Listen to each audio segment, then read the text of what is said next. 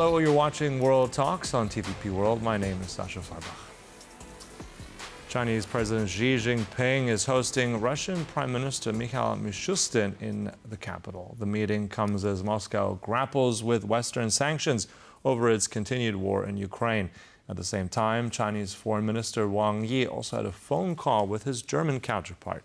Now, to analyze all this further, we're now joined by Reuben F. Johnson, Director of the Asia Research Center, Kazimir Pulaski Foundation. Good to have you with us, as always, Reuben. Yes, nice. Thank you for having me. So let's start with this visit. Now, this is a two-day visit by Russia's prime minister. Now, there's a large delegation, including all kinds of very high-level people along there, from finance, trade ministers, energy, transport, even Rosatom and Roscosmos here. So practically, what does this tell us of this meeting? What is going to come next from this? This is not just a courtesy call, is it? No, and what this tells you is the degree to which China continues to bankroll, support, and sustain this war in Ukraine. Without China's support, Russia's effort would have ground to a halt a long time ago. And the Chinese are clearly going all out because they recognize that if Russia loses the war in Ukraine, then Western powers immediately begin to concentrate their military their military industries on building up to confront China in the Asian region. So this is the war for China is a wonderful diversionary tactic, but they're the ones making it possible. Mm-hmm. Okay, they're making it possible. Also, it was right before that full-scale invasion, I believe, where that no limits partnership was signed between Beijing and Moscow. Now, I mean, that looks all good on paper. How realistic is this? I mean, what you've already said, it sounds like they're on that level. Or does China have any red lines in that direction, any kind? China has had red lines in the sense that, number one, they're concerned about this conflict continuing ad infinitum, because they recognize the longer that it continues, the more chances there are for some deeply destabilizing actions to take place. And the Chinese, frankly, are also worried about the fact that Russia's transferring so much military technology to North Korea that by the time this is all over, Russia will have transferred enough know-how to North Korea that the North Koreans will be able to design a missile that can actually hit a target, and that they'll probably also have a nuclear-powered submarine, and that they'll have a better and more modern air force, and so on. And this makes China very nervous. Mm-hmm. But also, I mean, I want to come back to also the, let's call it the line between Beijing and also Moscow. I mean, it's clearly that momentum has been building. These two countries like to show off their partnership. But, I mean, there is really only one stronger player here, isn't there? I mean, what are they each gaining from each other? I mean, these are two also strong personalities, Xi Jinping and Vladimir Putin.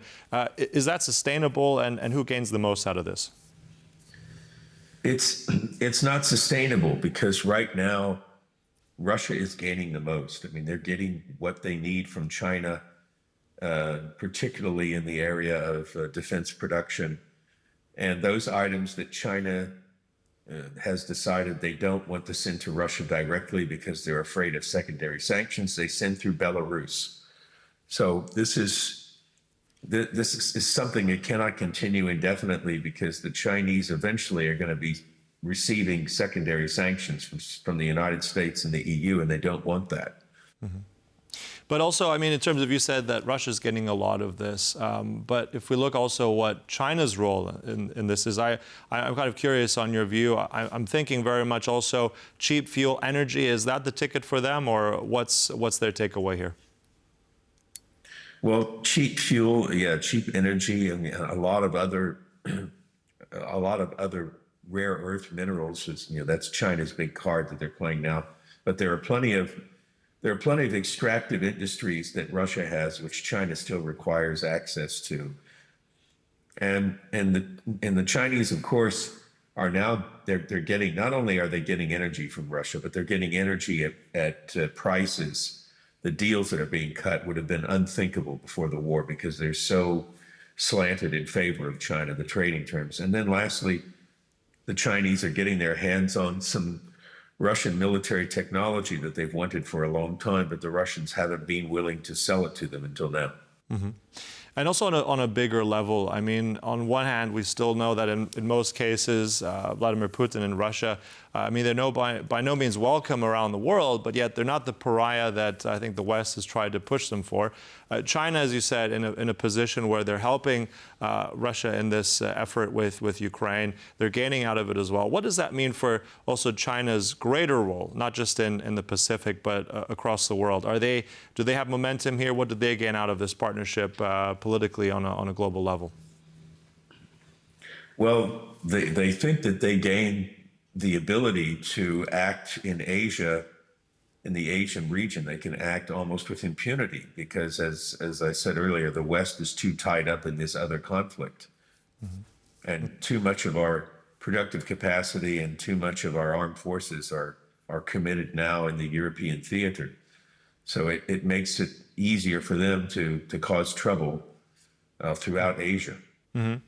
And also, I mean, speaking of the West for a moment there, Reuben, there's also this phone call between the German foreign minister and his counterpart that was supposed to be an actual physical meeting. Apparently that got rescheduled, a first council, now it's rescheduled.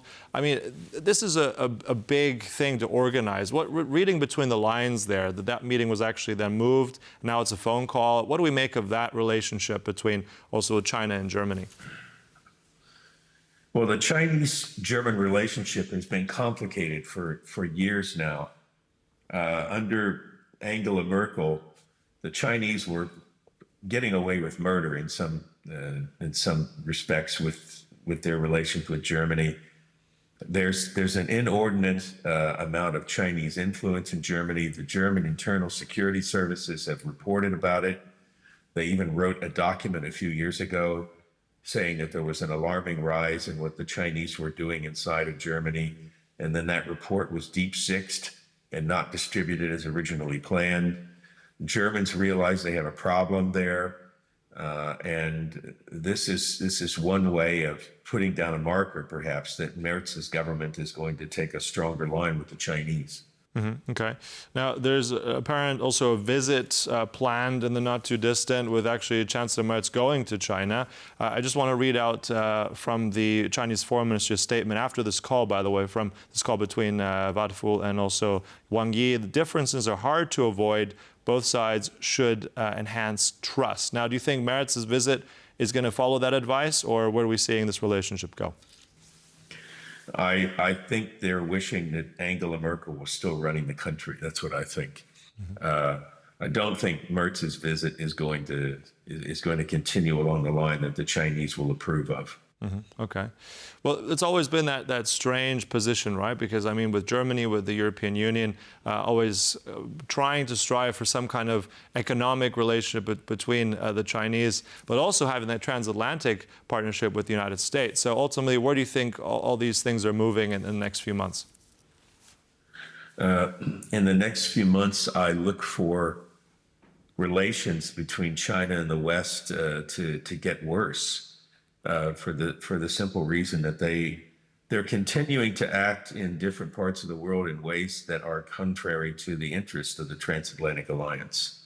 Mm-hmm. All right. So I think with this visit, as we saw, we saw a lot from the Prime Minister of Russia there in these 2 days. That shows, as you pointed out, an ever-deepening tie between Beijing and Moscow. We'll see how that develops. Look, we'll close it there. Thank you so much. Always a pleasure there, Reuben Johnson, for your insights. Appreciate it. Thanks again for having me.